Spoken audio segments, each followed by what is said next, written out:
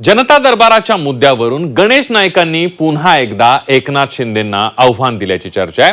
आमदार मंत्र्यांना कुठेही जनता दरबार घेता येतो असं विधान त्यांनी केलंय। तर जिल्ह्यामध्ये दोन दोन आमदार असून पालकमंत्री जनता दरबार घेत असल्याचा टोला खासदार नरेश म्हस्केंनी लगावला।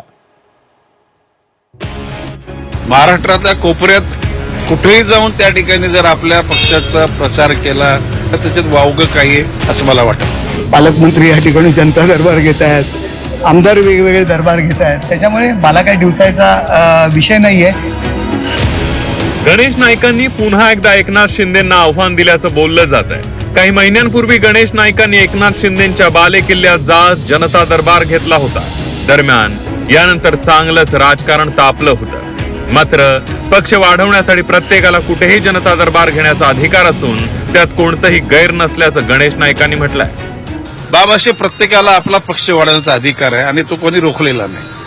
कुठल्याही पक्षाच्या नेत्यानं, मंत्र्यानं, आमदारानं महाराष्ट्रातल्या कोपऱ्यात कुठेही जाऊन त्या ठिकाणी जर आपल्या पक्षाचा प्रचार केला आणि त्या ठिकाणी महायुती मजबूत करायचा प्रयत्न केला त्याच्यात वावगं काही आहे असं मला वाटतं। नक्की कोण कोणाला डिवचतंय, मी युतीचा खासदार आहे, मी काही जास्त बोलणार नाही। परंतु या ठिकाणी दोन दोन आमदार असताना पालकमंत्री या ठिकाणी जनता दरबार घेत आहेत, आमदार वेगवेगळे दरबार घेत आहेत, त्याच्यामुळे मला काही दिवसाचा विषय नाहीये। एकमेकांना कोण डिवचतंय ते सगळं तुमच्या समोर आहे। दरम्यान काही दिवसांपूर्वी गणेश नाईकांनी एकनाथ शिंदेंवर निशाणा साधला होता। शिंदेंच्या कार्यकाळात कामं झाली नसल्याचा आरोप गणेश नाईकांनी केला होता। दरम्यान यानंतर योगेश कदमांनी त्यांना प्रत्युत्तर दिलं होतं। तत्कालीन मुख्यमंत्री एकनाथजी शिंदे यांनी जवळजवळ 12-15 विषयाकरता बैठक लावली होती। सकारात्मक त्यांनी निर्देश दिले होते।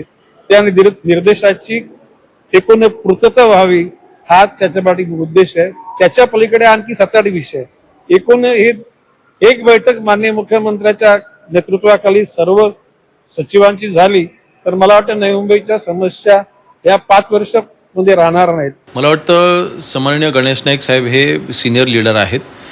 त्यांनी अशा पद्धतीची वक्तव्य करत असताना त्यांनी जरा विचार करून बोललं पाहिजे। मी त्यांच्यापेक्षा भरपूर लहान आहे, ते माझ्या वडिलांचे अतिशय जवळचे सहकारी देखील आहेत।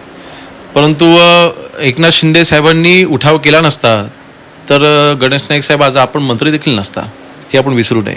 साहेबांनी जो निर्णय घेतला तो धाडसी निर्णय होता आणि अशा वेळेला महायुतीचं सरकार पुन्हा आणणं, शिंदे साहेब मुख्यमंत्री असताना जे निर्णय झाले त्यामुळेच तर पुन्हा सरकार आलं।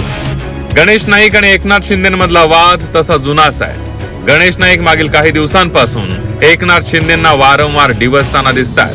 मात्र पुन्हा एकदा जनता दरबारावरून गणेश नाईकांनी शिंदेंना आव्हान दिल्याची चर्चा आहे।